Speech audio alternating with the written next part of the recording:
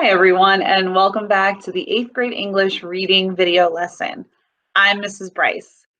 I'm going to present my screen. While I'm presenting my screen, please grab a piece of paper and a pen or a pencil.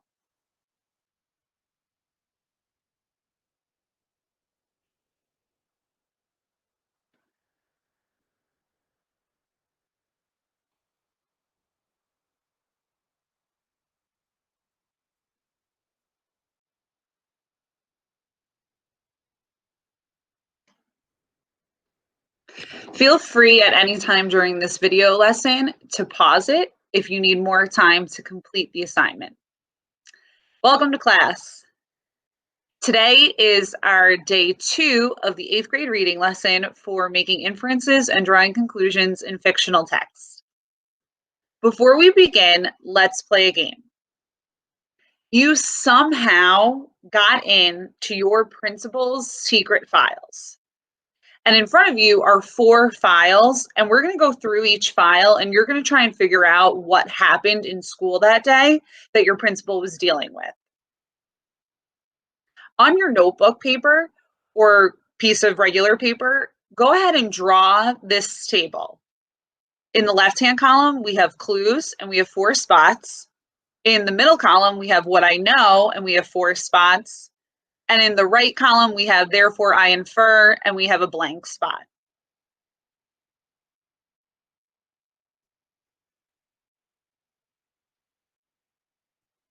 Pause the video if you need more time. Okay, first clue.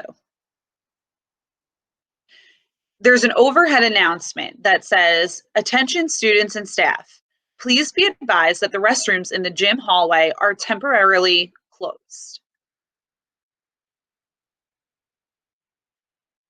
In the column that says clues, next to the number 1, write a clue from this file.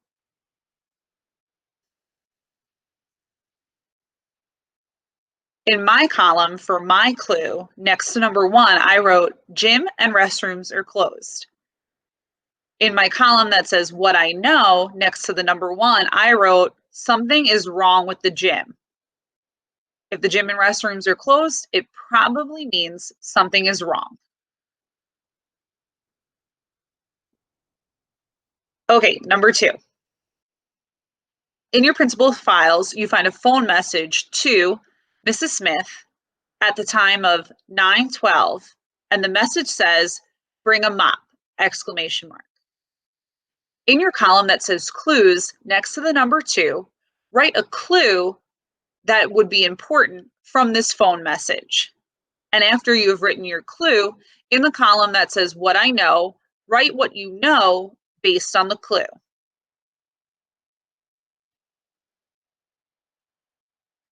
In my column under clues, next to the number 2, I wrote a mop is needed. And from the phone message, what I know, next to the number 2, I wrote mops clean up messes. I very often am mopping my floor up after my dog. Take a moment to finish jotting down whatever information you need. Okay, file number 3. In your principal's files, you find a receipt to a company called Burt's Pipes and Fittings. The date of service is October 11th, and the total cost is $8,230. In your clues column, next to number 3, write an important clue from this file in your principal's office. Then in the column, what I know, next to the number 3, write what you know based on this clue.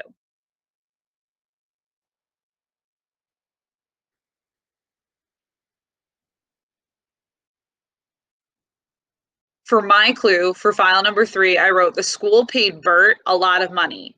$8,230 is a lot of money. For what I know from that clue, I wrote Bert is probably a plumber. If I go back, it says Burt's Pipes and Fittings. I know that plumbers work with pipes and fittings.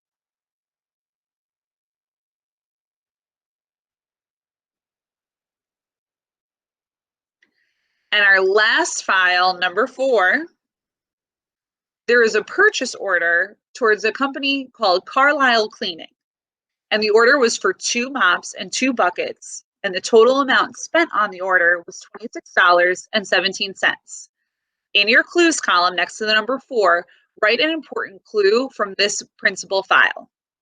Then, in your column that says what I know, next to the number 4, write what you know based on the clue.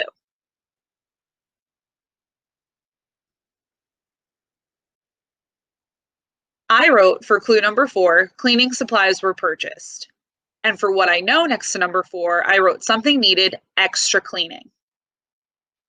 Now we have 4 clues and 4 pieces of information of what I know.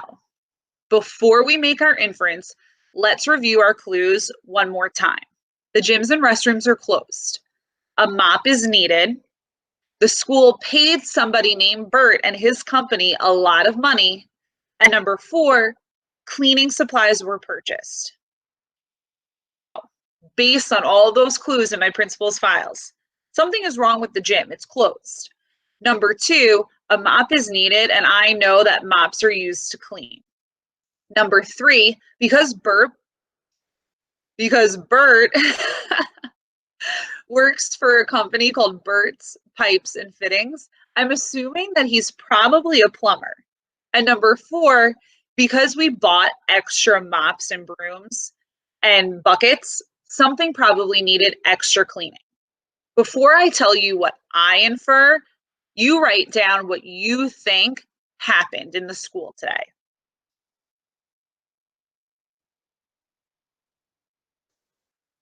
Okay, grand reveal.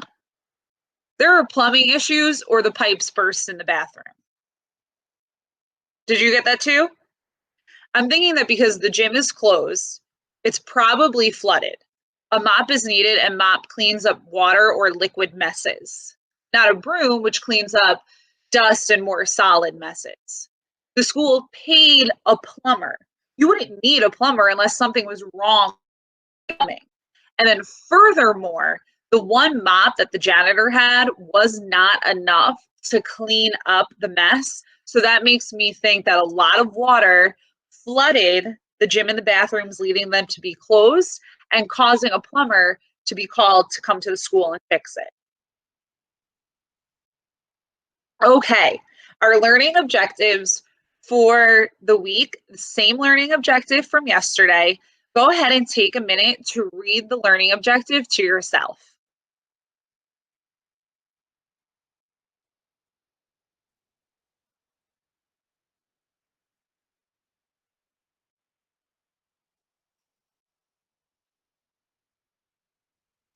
Okay, I'm going to read the learning objective out loud. Verbs are shaded, which are our action words, and nouns are underlined, which are people, places, or things. This whole week, we are going to make inferences and draw conclusions based on explicit and implied information using references to the text for support in fictional texts. What is our specific learning target for today? Today, we will be able to cite specific text evidence to support an inference. Just a refresher of our definitions from yesterday. Go ahead and read the definition for inference to yourself.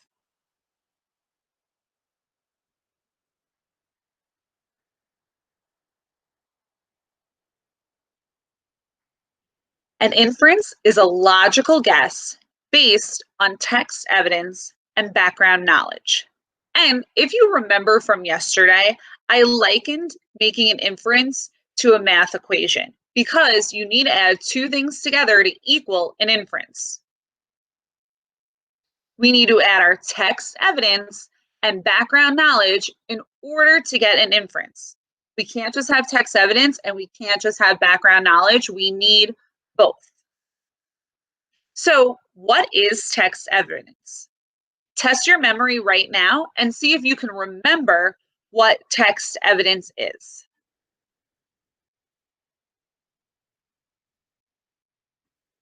Text evidence is a piece of information from the text, and it's used to support an inference the reader makes. So if I think back to our game at the beginning of the video, the text evidence were those clues that we got from our principal's files. The fact that the gym and restroom is closed, that's a piece of text evidence. The fact that the principal texted the janitor for a mop, that's a piece of text evidence. Test your memory to see if you can remember what background knowledge is.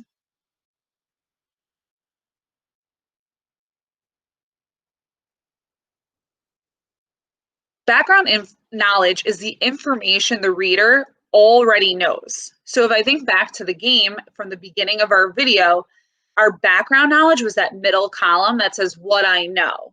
So from my clue or my text evidence that the gym and restrooms are closed, my background knowledge or what I know would be that something must have happened for those places in the school to be closed.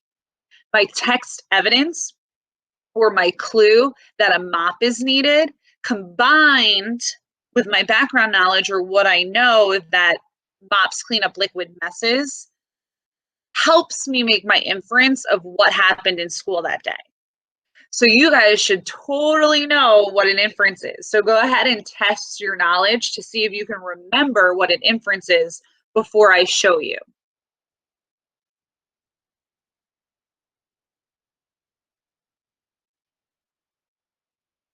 Again, an inference is a logical guess based on text evidence and background knowledge. It's an evidence-based guess. So if I know that the school paid someone named Bert a lot of money, and my background knowledge is that Bert is a plumber, my inference is that something is wrong with the plumbing, that a pipe burst or that something flooded, using the text evidence of the money paid to the plumber, the background knowledge that Bert is a plumber, makes my inference that a pipe burst. And one more review from last time. I'm going to read the words on the page, and you're going to fill in the blank.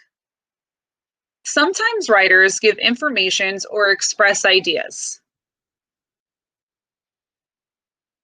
directly or explicitly. Other times, they convey their meaning indirectly or implicitly. When this is the case, you need to infer or read between the lines. Making inferences is about connecting the dots between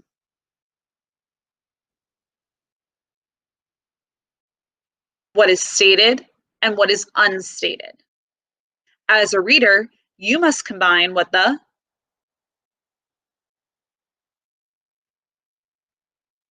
passage says with your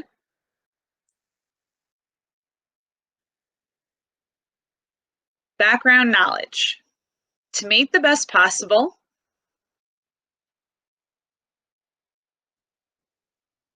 guess or inference. Let's review your work from last video. Number 3 says, what can you infer from this statement? Paul always carried his flute with him. I said that Paul plays in the band and loves his instrument. He carries a flute with him, so he probably plays the flute, and if he always carries it with him, he probably loves it or cares about that instrument a lot. Number 4, what can you infer about Denise's mother? After Denise broke her trophy, her mother turned and walked away without saying anything. Denise's mother was disappointed with her. Denise did something that probably wasn't the best thing for her to do. She broke her trophy. Not a good choice. And her mother turned and walked away without saying anything. She didn't yell. She didn't scold Denise. She just turned and walked away. She's probably not happy with her, but she's probably not very angry with her because she didn't yell at her. She just turned and walked away. So I infer that Denise's mother was disappointed with her.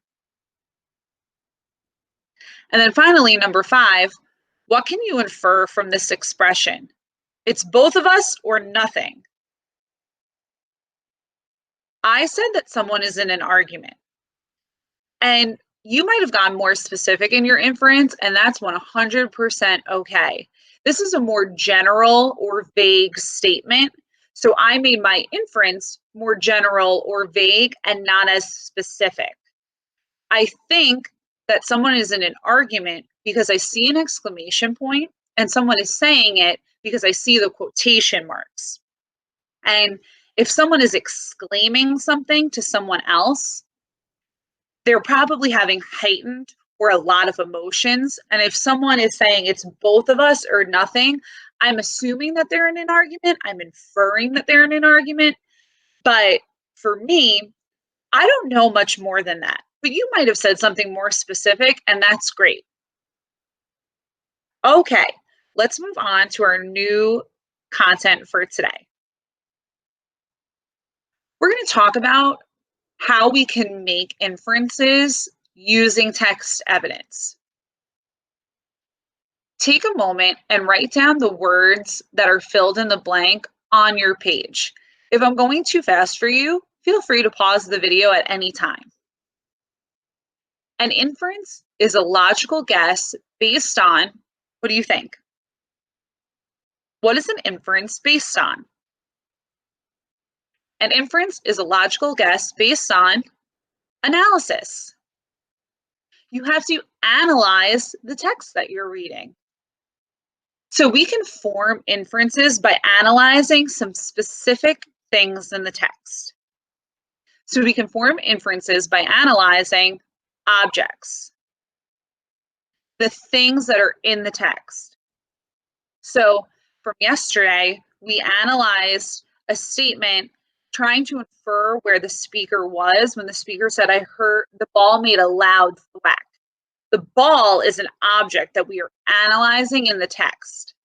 Yesterday, we also played a game where we looked at a list of items that were in the locker.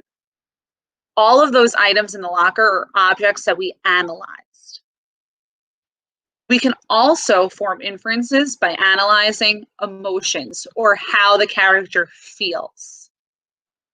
So from yesterday's work, you said it's both of us or nothing. That has an emotion. We also analyzed how Denise's mother felt. That's an emotion. It's what the character feels. We can also form inferences by analyzing events, the plot or actions that take place in the text, or even what a character does. Denise broke her trophy. The crowd cheered. The principal texted the janitor for a mop. We can also form inferences by analyzing facts, things that the author tells us are true. Maybe not things that the character says, but things that the author says are true.